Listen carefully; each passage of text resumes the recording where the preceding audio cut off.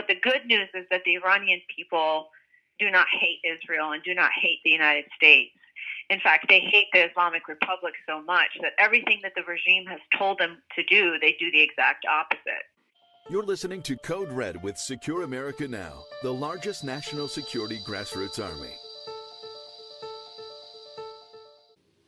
We are pleased to have with us today Erica Kasraie, who recently blew up social media with her video praising President Trump's decision to kill Qasem Soleimani. Erica, before we discuss the video, I would like to hear from you about who you are and how you and your family escaped Iran after the Islamic Revolution. Well, thank you so much for having me on your program. My family fled Iran shortly after the Islamic Revolution because of political and religious persecution. My father's family is Baha'i, and the Baha'i faith was one of the religious minorities in Iran that were persecuted first among the religious minorities. And my father's family, because of their access to the West, my grandfather, my father's father, was a congressman during the Shah's era, and in the National Iranian Congress, and they had gotten word that there was going to be an uprising, so they escaped first, and then they basically.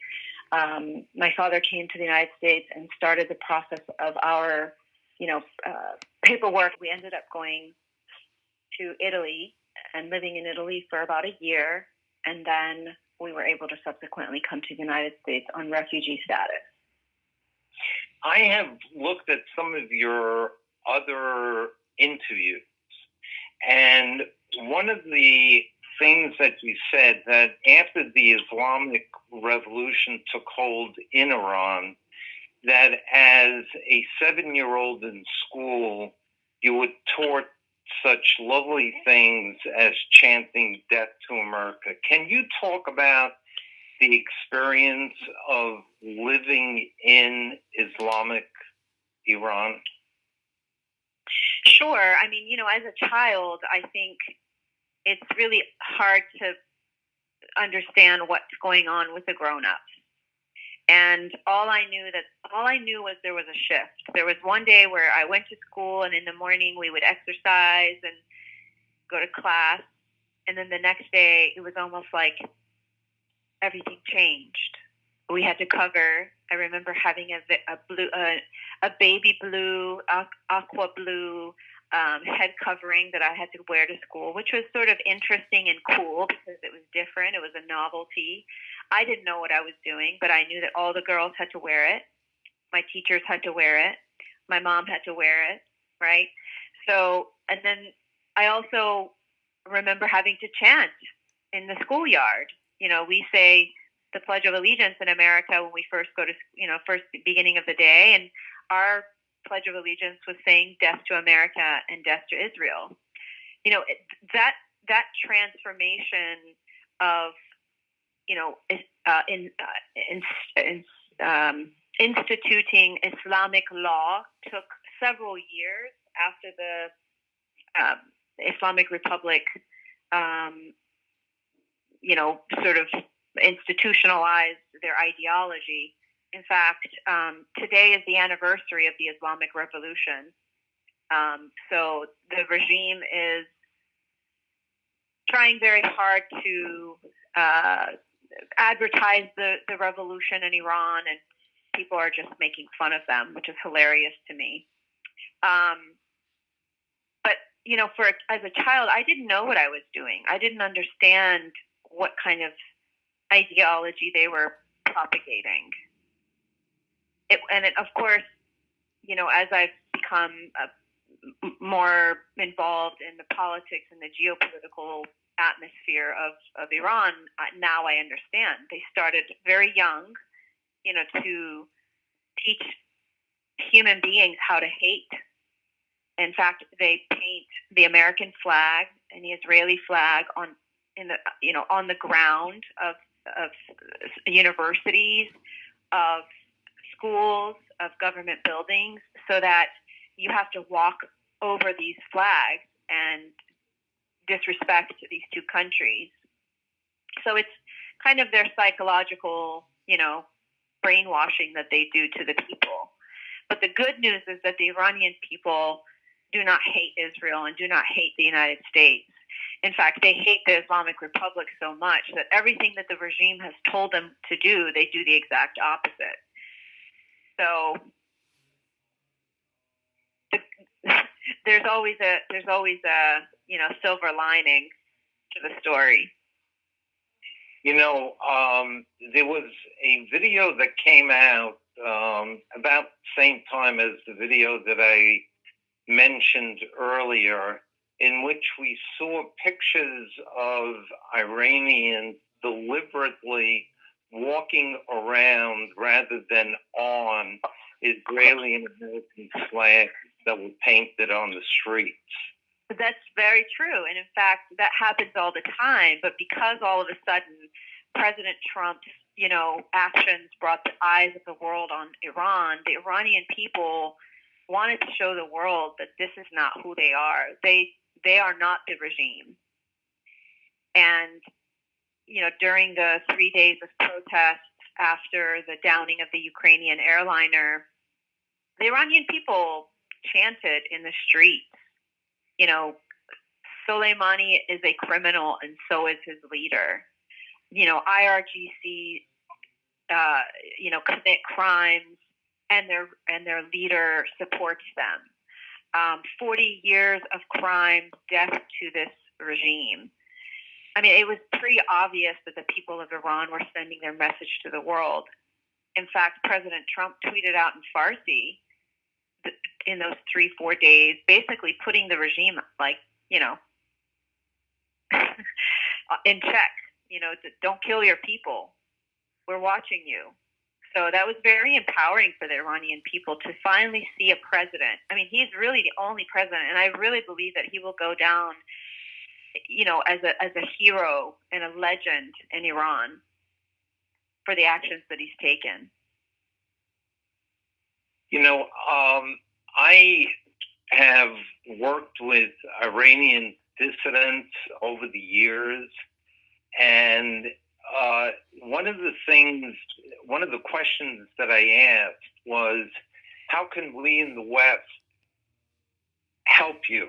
And one of the responses was that if you bestow some sort of award, or if you recognize Iranian dissidents, the Iranian regime will in fact take their hands off of that dissident or those dissidents, that they don't like the world watching them. And you reminded me of that when you mentioned about President Trump's tweet. The psychology is that we'll do this, but we really don't want the whole world. We'll do some nasty thing to our people, but we don't want the whole world watching. Well, right, because you have to understand that in Iran, there's no free media, right? You don't have freedom of press in Iran. Everything is state-controlled. Television, movies, news, newspapers, everything is controlled. So the fact that the internet and social media has opened up a window of communication between our two nations, that's very powerful that President Trump has been able to communicate directly with the Iranian people, bypassing their propaganda machine and, frankly, bypassing the propaganda machine that is our mainstream media in the United States. And it's really been a powerful tool for the Iranian people to be able to have an exchange and to be able to see that, the Islamic Republic has lied to them for 41 years, that America isn't the great Satan that they tried to convince them that they are. The American people are beautiful. We live on principles that are, that respect human dignity and human liberties. And I'm hopeful that the Iranian people will reclaim, the country that was taken from them, really taken hostage by the Islamic Republic. A lot of American friends reach out to me and say, "What can we do? What can we do to support the Iranian people?" And obviously, since this video went viral, I've had so many wonderful, beautiful people reach out to me and say, "What can we do?" And I think continuing to keep Iran on the international stage is very important. I plead with the mainstream media to be objective when they report and to continue to bring visibility to the freedom fighters in Iran and Iraq, in Lebanon. There have been massive protests in Iraq against the Islamist regime that is trying to corrupt the Iraqi parliament with the Shia mentality, the Shia Islamism that they're trying to propagate across the world. So I would say that we must continue to discuss, and we must continue to be engaging this policy, because it's very important that Iran does not obtain a nuclear power. Because if it does, not only are they a danger to the region, but to the whole world. The Secure America Now, who is sponsoring this particular podcast, one of the longest projects that we've had, and we continue to participate in, is to bring out the truth about what is going on inside the Islamic Republic of Iran. And we actually recruited the greatest number of members, and we're over 3.5 million people, mostly Americans, who are part of Secure America Now. We recruited most of those people with our opposition to the Iran nuclear deal. What are your thoughts on the Iran nuclear deal, and did you support President Trump tearing up that deal? Absolutely. I was part of, an organization called the Confederation of Iranian Students during the time that President Obama was elected president. And I must admit, I voted for Obama the first time around because, one, I was very naive, and two, because I thought that he was going to be a president of change. But as soon as I started to hear the rhetoric of engaging the Islamic Republic, I understood that this was going to be a very different president. He started empowering the Islamic Republic by engaging them. And during the contested presidential election of Ahmadinejad in 2009, when the protesters came to the street and said, "Obama, Obama, are you with them or with us?" I knew that the things were going to be very different. And what Obama did was empower the regime.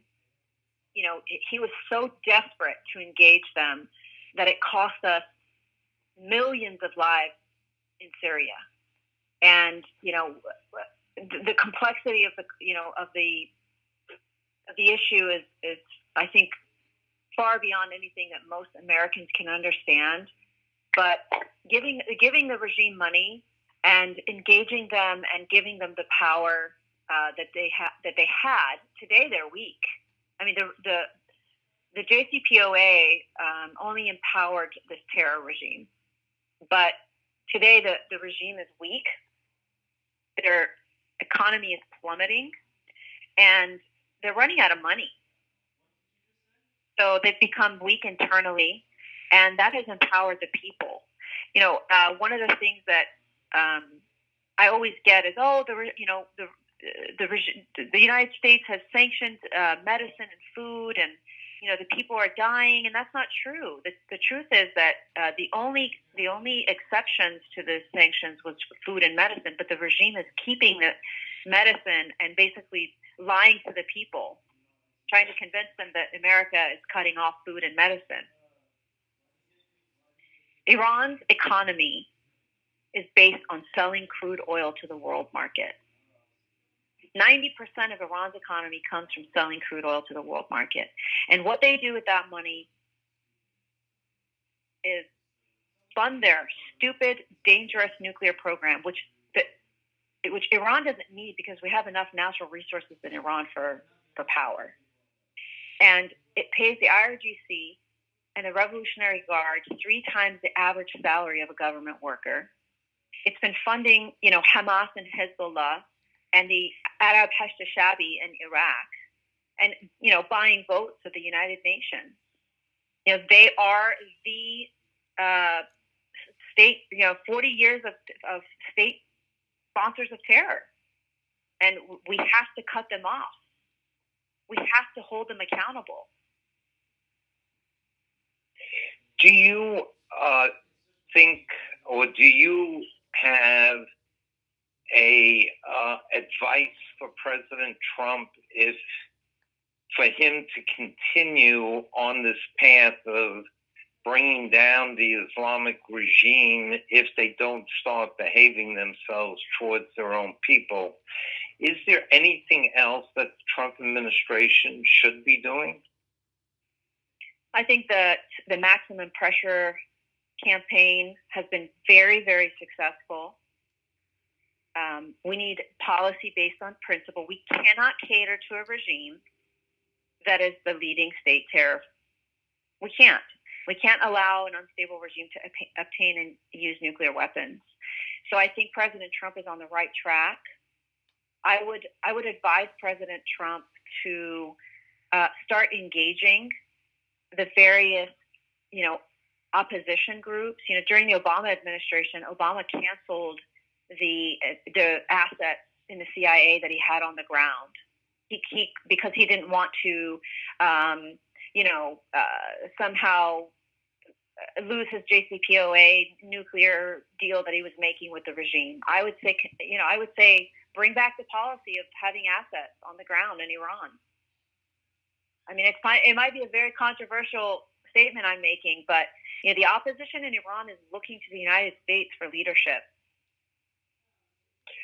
What is it that you find Iranian people today in Iran, what do they think of President Trump and his politics? You know what they call him? They call him Amu Trump. Amu in Farsi means uncle. It's like the greatest term of endearment you can give somebody when you don't know them. They love him. They think he's like, the only guy who can stand up to the bully because he's not willing to, bow down to this regime. I've got an activist inside Iran who tells me all the time how much she loves Trump, how much she wishes Trump would take out Khamenei and just get it over with. I wish that you could hear some of the things that these kids in Iran are telling me. They're sick and tired of this life that the regime has given them. They came in with this ideology that Islam was going to be glorified with the revolution. But what they've gotten is the fruit of that ideology is a generation that is jobless, that is depressed, that is addicted to drugs. Our girls are there's a phenomenon in Iran with plastic surgery. I mean, it's really bizarre the social breakdown that's happened. People are miserable. And they want change. I mean, they really believe that Trump's the only one who can bring that change. But I personally believe that this is a fight for the Iranian people. And the Iranian people, we take for granted our Second Amendment rights in this country. We don't realize how important that Second Amendment is. And I think for most Americans, they don't really understand why we have it. But I wish that the Iranian people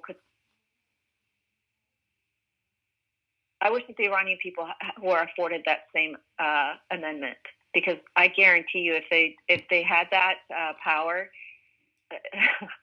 Khamenei wouldn't be in power today. So pretty controversial. The last two questions, one that you answered without me asking. Actually, questions that also had come from our audience. I'd like to ask you another question from our audience. Are Christians and other religious minorities safe in Iran? No. In fact, during these last few, protests, the regime tries to make, sort of a statement by arresting Christians, especially Christians that convert.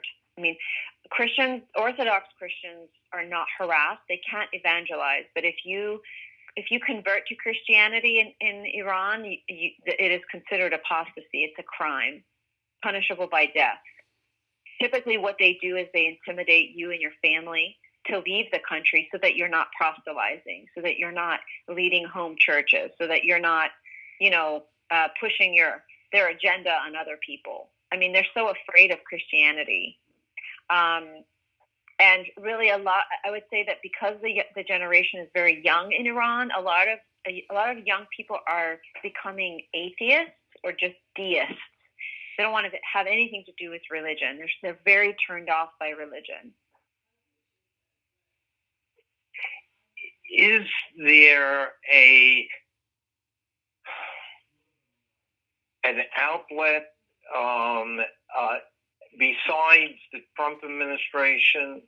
Is there support coming from the rest of the world for the oppressed Iranians, or is not only the Trump administration in the lead, but is this administration the only administration or the only state that is supporting the downtrodden within Iran?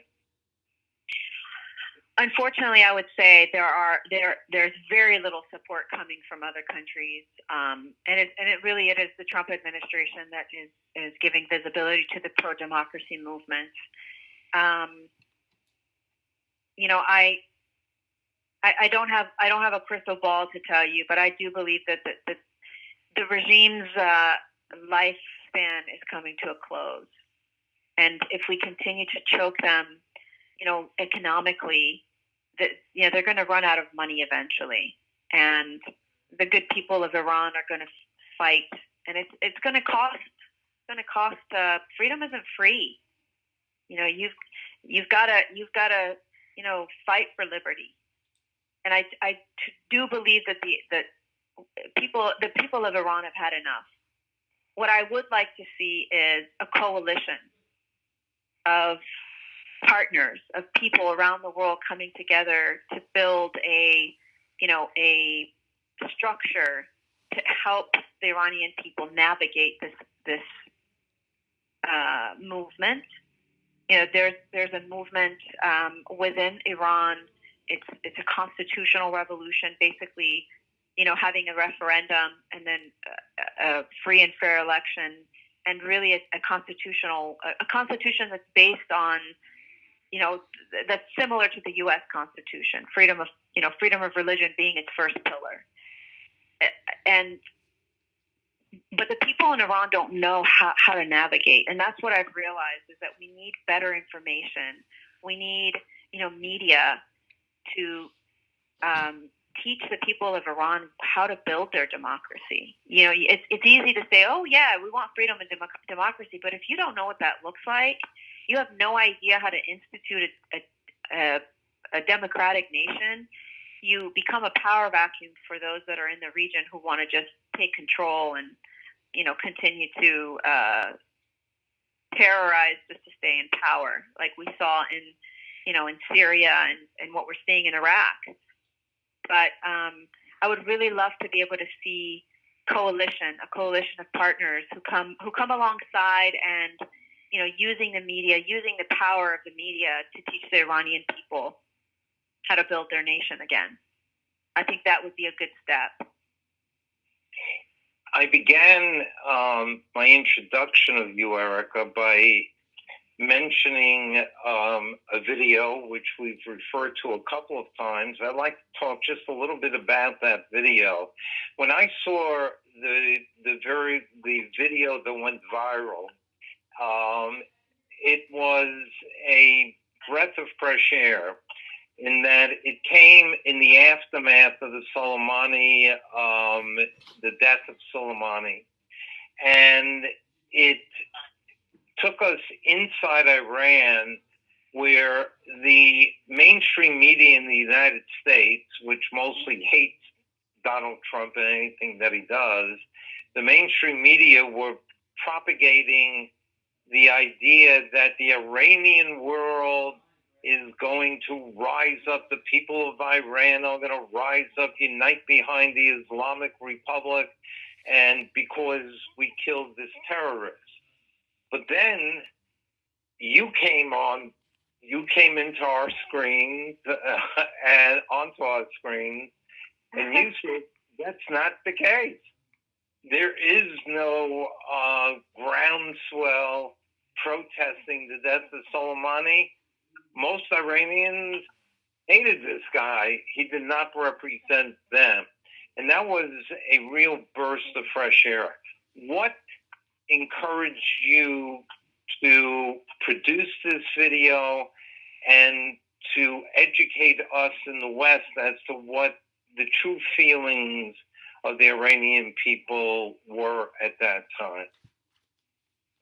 Well, I noticed that the mainstream media was painting a very different picture than what was coming out of Iran. And being an activist and having access to Farsi language social media platforms inside the country, I started observing a very different narrative. People inside Iran were like ecstatic. I mean, they were like jumping for joy and so happy. And then I was watching mainstream media thinking, what in the world is going on here? And I think the final straw was comparing him to Elvis. I think that was the final straw because, first of all, I love Elvis. I think he is like the epitome of American culture for me. I got so angry. I was like, no, this is not okay. And I had so many friends, texting me, messaging me on Facebook, hey, what do you think about this guy? They've never heard of him. I mean, Qasem Soleimani, his name only runs in the political circles. But for friends, just regular friends, they were like, hey, what does this mean for your world? Is this a good thing? Are we going to war? Like, there was all these questions. And so I thought, okay, I'm just going to make a little video for my friends and answer everybody's questions and kind of set the record straight. And so that's what I did, really. I mean, for me, it was just me speaking from my heart and kind of helping everybody calm down because this whole World War III hashtag was starting to circulate.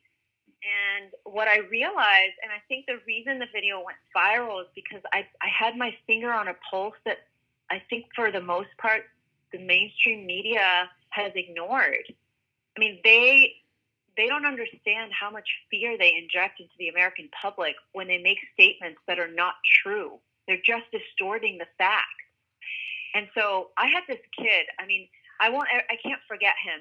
He reached out to me on Instagram and said, hi, I'm American. I'm 14. I just want to say thank you. You made me feel so much better because I thought Iran was going to bomb us and we were going to World War III. Now, I'm sure that 14-year-old kid never picks up a paper. I'm sure that he probably can't even find Iran on the map. But somebody in the airwaves injected fear into him. And what a great privilege it is to be able to counter that with a little bit of peace and calm. And, for the journalists that go into Iran and try to, repeat the talking points of the regime, I would say, they're held responsible for complying. Because when a foreign journalist goes into Iran to report, the regime has handlers for them. They tell them what they're allowed to say, what they're not allowed to say, who they're allowed to interview with. And for the most part, what you saw at the funeral of Qasem Soleimani was people who were forced to go there. There are 4.5 million government workers. The government was shut down. Schools were shut down. Buses were brought in. People were loaded up and brought into his funeral. Just like, as a kid, I was forced to say death to America. That day, people were forced to say death to America. Do I believe that there's some people who still believe in Velayat al-Faqih and the glory of Islamic revolution? Sure, but they're very far and few between. So that was what prompted me. I felt like it was time for somebody to speak the truth into the chaos that the mainstream media was trying to convince the American people of. And, it's really inspired me to launch a campaign that I would love to be able to tell you guys about and to your listeners. For 41 years, the Islamic Republic has tried to convince the Iranian people that America is the great Satan. And frankly, our own media and Hollywood has only painted the people of the Arab world and of the Muslim world as terrorists. And I think it's time for us, the people. We, the people, can change that narrative. We can bypass the propaganda of the regime. We can bypass the propaganda of mainstream media by launching a people-to-people diplomacy campaign using the power of the internet and social media.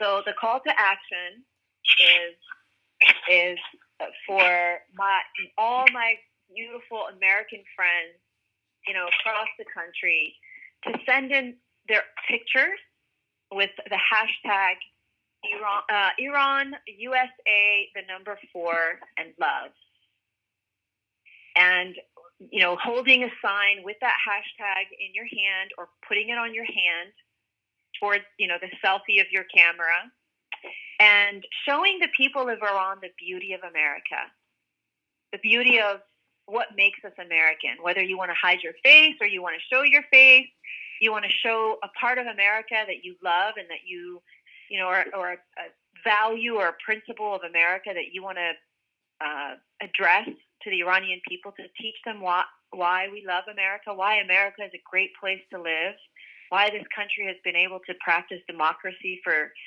200 and some odd years successfully. And the call to action to my Iranian compadres inside Iran is to do the same, to send their love to the American people, to show the American people that they are not what the regime has wanted the American people to believe.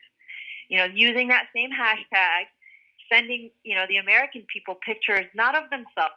Obviously, we want to conceal their identities, but with that hashtag, and showing parts of Iran that are beautiful, of the culture, of the history that they are proud of. That's not the Islamic Republic, and beginning a dialogue between these two nations that propaganda machines have prevented for 41 years. So, we will assist you. Secure America Now will assist in spreading the word about this campaign. Thank you. I'm so grateful. Well, we're grateful for you on several levels. One, by telling the truth and cutting through so much propaganda, for taking the time to share with us as well as with other media outlets that have had you on as guests. We will spread this particular podcast so that people can get even more informed about what is going on and learn about this campaign to connect the people of Iran, not the regime, but the people of Iran with the people of the United States of America. We have had, in my own lifetime, a very fruitful conversation with the people of Iran until the Islamic Republic came about. And I hate using the word republic. It's the official title. I know. Me too. In shape or form a republic. And we will continue to shine a light. This interview, we felt this interview was important for all the things that you have done, but also not to let the issue die died from lack of publicity. And so we are grateful that you came and spent time with us and shared with us your invaluable insights. And we invite you back to do another podcast sometime in the near future if it so can assist you in your efforts. Thank you so much. And if your listeners want to learn more about what I'm doing, I would be grateful if they would visit, Victor Marx, the Victor Marx Group website, and learn about all the different humanitarian efforts that we're working on, and programs and missions that we have across the Middle East. I mean, obviously, without the financial support of amazing, wonderful people, we couldn't continue to do the work that we're doing. So we covet your prayers, and we covet financial contributions to be able to continue to do the work that we're doing. It takes a lot of effort to be able to continue this work. So your prayers and your financial contributions are coveted. Okay. Well, we will publicize as we market the podcast the ways that people can learn more about you and support your efforts. And thank you so much. Again, it was wonderful to speak with you. Well, same here, Erica. Take care, and God bless you. God bless you. Bye-bye. Bye-bye. Thanks for listening to the Code Red Podcast. Be sure to click subscribe to stay up to date and be the first to hear about our future podcast. You can also find and subscribe to the Code Red Podcast on Podbean, Spotify, Google Play, and YouTube.